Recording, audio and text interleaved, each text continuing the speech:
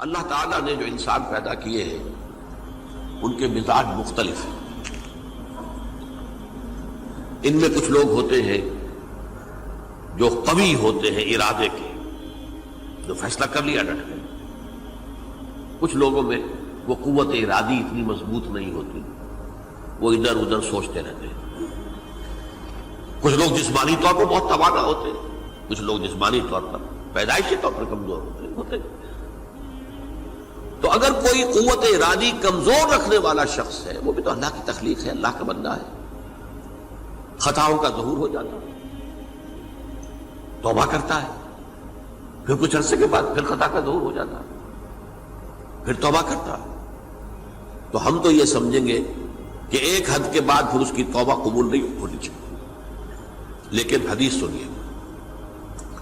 وعن ابی ہریرہ رضی اللہ تعالی عنہ قال قال رسول اللہ صلی اللہ علیہ وسلم ان عبدا اذنب ذنبا، یقیناً ایک بندہ جو ہے وہ ایک گناہ کرتا ہے، فقال، پھر وہ کہتا ہے رب، اے میرے پروردگار، اذنبت فاغفر لی، مجھ سے گناہ ہو گیا ہے، مجھے معاف فرما دے۔ فقال ربہ، تو پروردگار یہ کہتا ہے اعلم عبدی ان لہ ربا یغفر الذنب ویأخذ بہ،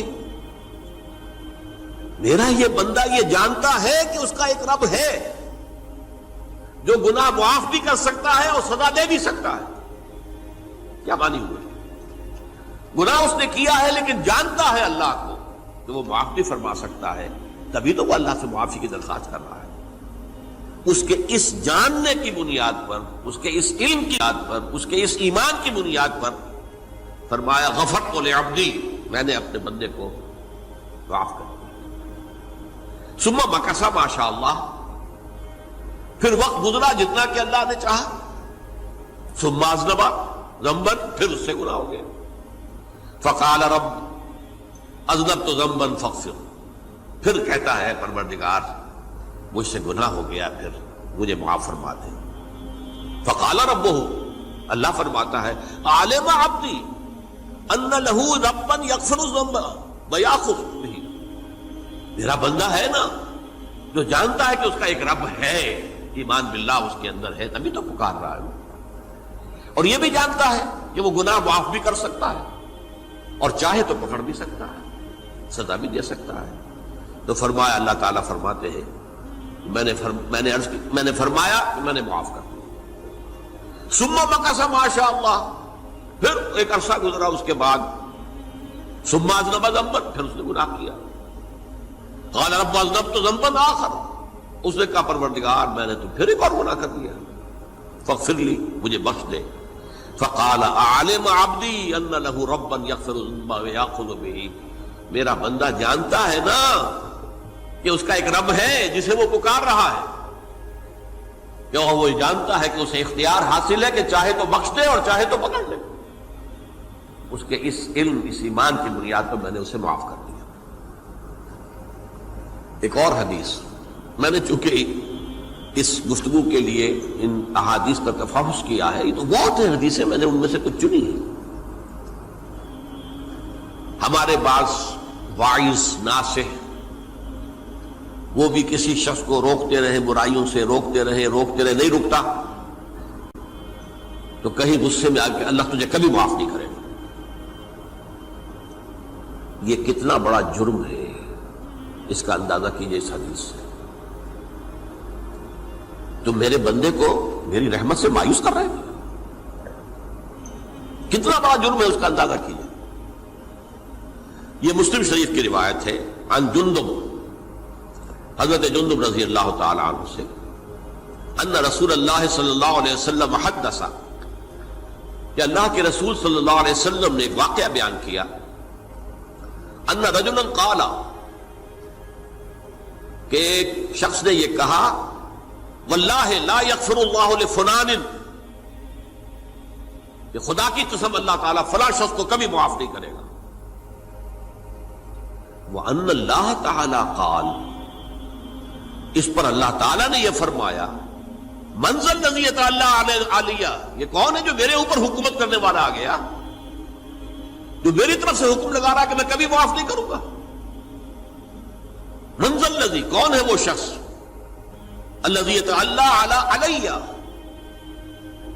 انی لا اغفر لفلان، کہ میں فلاں شخص کو کبھی معاف نہیں کروں گا، قد غفرت لفلان، اس کو تو میں نے معاف کر دیا، واحبطت عملہ، اس شخص کے تمام اعمال میں نے ضائع کر دیے کہ تم نے میرے بندے کو مایوس کیا۔ یہ ہے جرم کی انکار۔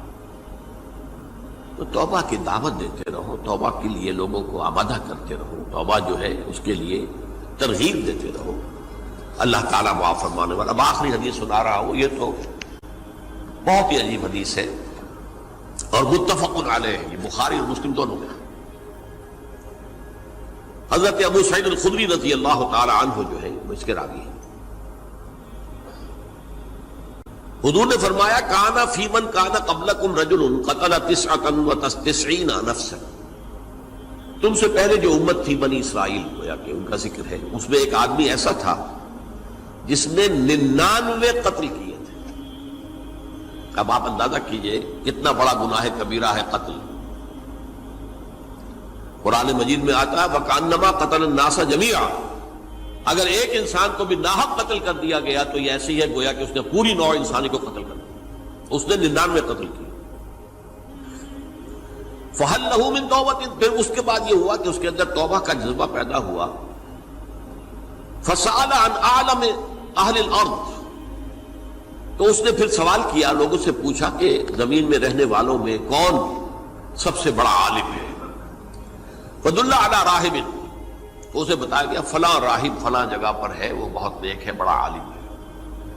فَأَتَاهُ، وہ اس کے پاس آیا، فَقَالَ أَنَّهُ قَتَلَ 99 نَفْسًا فَهَلْ لَهُ مِن تَوْبَةٍ، انہوں نے کہا دیکھیے راہب صاحب، میں نے 99 انسان قتل کیے، اب مجھے یہ بتائیے کہ میرے لیے توبہ کا کوئی امکان ہے؟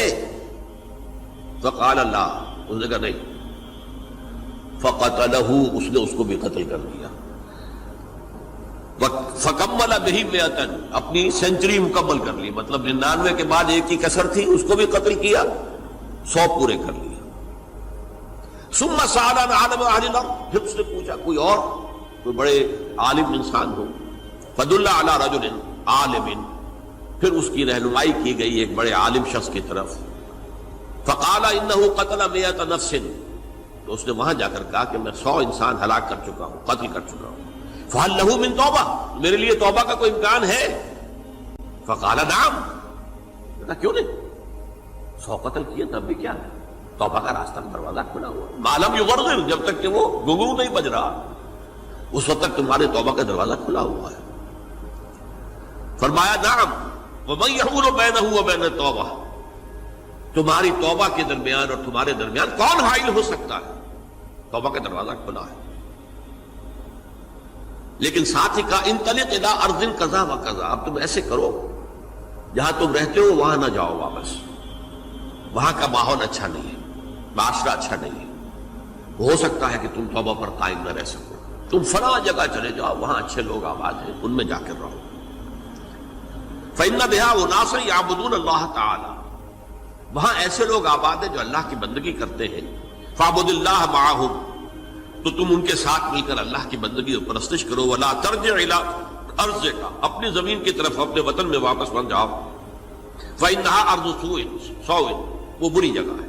فانطلقا، تو وہ چل پڑا، ہجرت کر رہا ہے، اس جگہ جا رہا ہے جہاں کا راہب نے بتایا تھا۔ حتی اذا نصف الطریق، جب آدھا راستہ اس نے پورا کر لیا، اتاہ الموت، موت آ گئی۔ فاختصمت فیہ ملائکۃ الرحمت و ملائکۃ العذاب، اب وہ جہنم کے فرشتے بھی آ گئے اس کی جان قبض کرنے کو، اور جنت کے بھی آ گئے۔ فقالت ملائکۃ الرحمہ، رحمت والے جو فرشتے ہیں جنت والے، انہوں نے کہا جا تائبا مقبلا بقلبہ للہ تعالی، یہ شخص توبہ کر کے اللہ تعالیٰ کی طرف ہجرت کر رہا تھا، اس لیے اس کی نیت کی بنیاد پر اب یہ جنتی ہے، لہذا اس کی روح ہم قبض کریں۔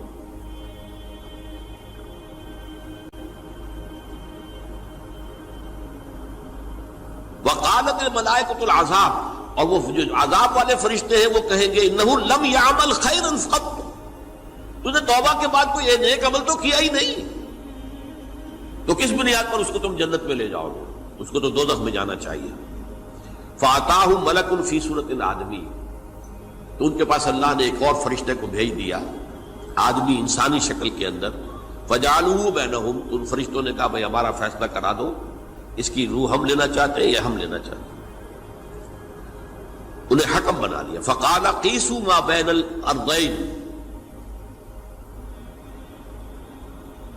فإلی ایتہما کان اقرب، کہ تم فاصلہ ناپ لو جہاں سے وہ چلا ہے اور جہاں جا رہا تھا اور یہاں اس کی موت ہو رہی ہے، تو کون سا فاصلہ زیادہ ہے؟ جب ناپا گیا، بلکہ ایک حدیث میں آتا ہے کہ اس پر اللہ نے زمین کو جو ہے حکم دے دیا، ایک طرف والی زمین تو سکڑ جا، دوسری والی جو ہے تو پھیل جا، تاکہ وہ جدھر جو جا رہا تھا وہ زیادہ قریب ہو جائے بنسبت اس کے کہ جہاں سے وہ چلا تھا۔ تو اس فیصلے پر پھر جو فرشتے تھے، جو کہ رحمت کے فرشتے تھے، وہ اس بندے کو لے گئے جنت کے اندر۔ یہ ہے توبہ کی عظمت اور اس کی تاثیر۔